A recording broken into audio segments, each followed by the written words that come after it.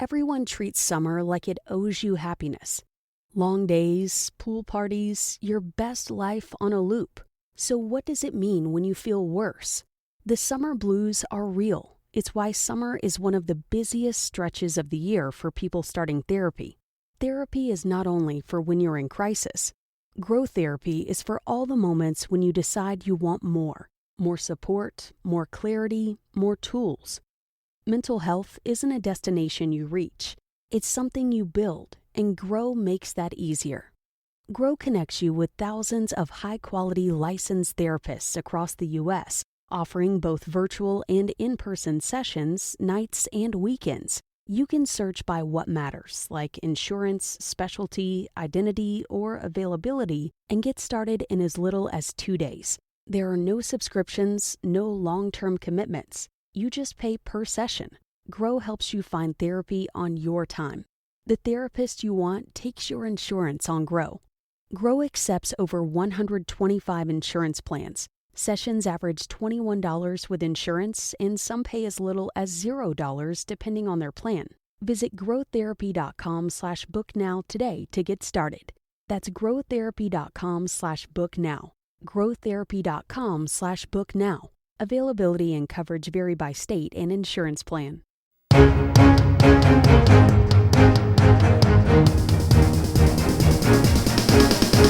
This is the Washington Times front page from Monday, August 3rd, 2026. Thanks for starting your week with us. I'm George Gerbo.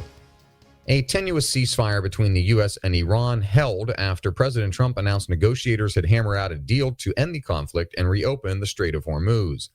Late Saturday, John Seward reports the president posted on social media the planned potential agreement led him to cancel an attack which was planned against Iran for the weekend so his administration could focus on finalizing a deal.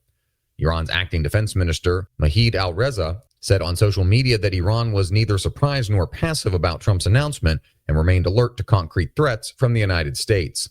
Regional news outlets reported Trump announced the pause hours after consulting with Saudi Crown Prince Mohammed bin Salman on the conflict.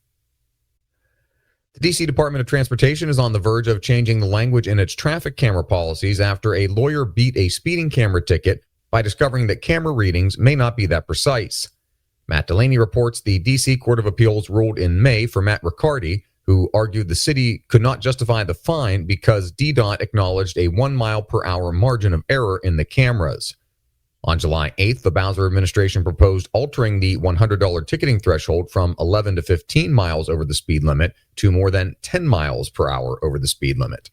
The public comment on the updated ticketing schedule ended Sunday, and the new language is headed to Mayor Muriel Bowser's desk for her signature. Federal prosecutors say the U.S. Fish and Wildlife Service fell victim to Nigerian scammers to the tune of $300,000. Stephen Dinan reports the scammers emailed the Wildlife for Everyone Endowment Foundation pretending to be Fish and Wildlife Service employees and ordered the Pennsylvania nonprofit to write checks to people identified in the emails as government contractors or consultants.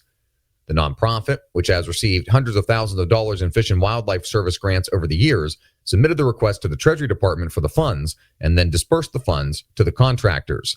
However, the contractors were actually unsuspecting people recruited on dating websites and then fooled into serving as conduits for laundering the funds. The issue of who supported the Laken Riley Act is becoming a test in some Senate primaries across the country.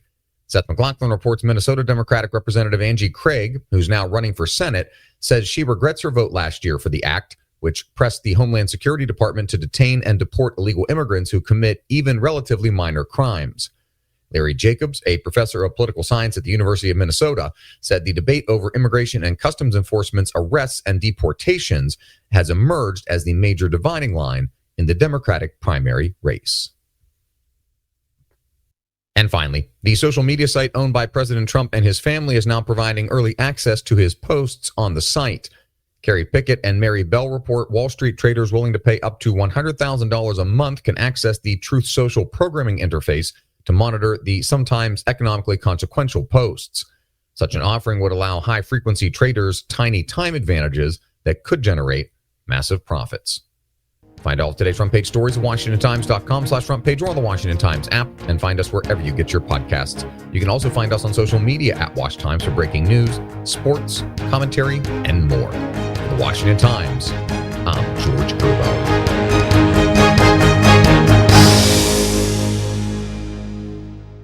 Love your pets, but not what they do to your floors? S&G Carpet & More has waterproof luxury vinyl plank, laminate, hardwood, and durable carpet built to handle muddy paws, claws, spills, and everyday life. Right now, save 25% on select flooring during our Built for the Whole Pack event through August 31st. S&G helps families choose beautiful floors with free in-home consultations and professional installation. Visit sgcarpet.com or call 1 ton of carpet today. S&G, more than carpet.